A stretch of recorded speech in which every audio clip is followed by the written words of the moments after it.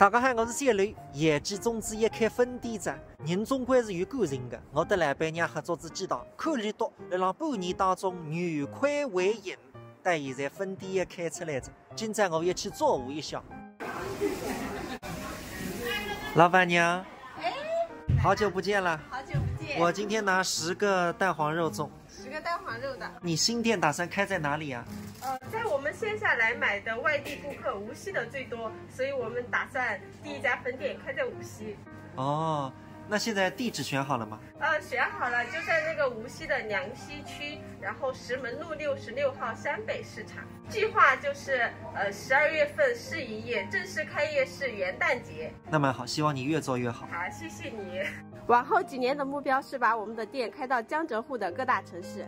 你们有拍的时候，老板娘给我3000，现在你拍了嘛，工资给我6000了，涨了1倍了。哎，涨了，他生意也好啊，买的人多啊。这一锅都是要寄到上海的。哇，里面几个粽子啊？100多个。朋友们看看，外面顺丰的小哥已经等了很久了。哇，这个粽子一煮好像变得更大了。对。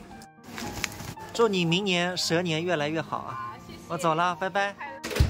告知吧。叶记粽子我忙走来着，弟弟啊，哦，宝宝出去一个展览站噻，光头，看看啥子等我阿星啊。从店里走还出锅，带走来吃，发菜够1个钟头。告知部来吧，朋友们看看一个粽子啊，这里像个肉，哦，个蛋黄，满满当当。我记得老板娘讲过子，不能就下趟开几倍分店，总归半质半量，这个才对得起高的一个粉丝。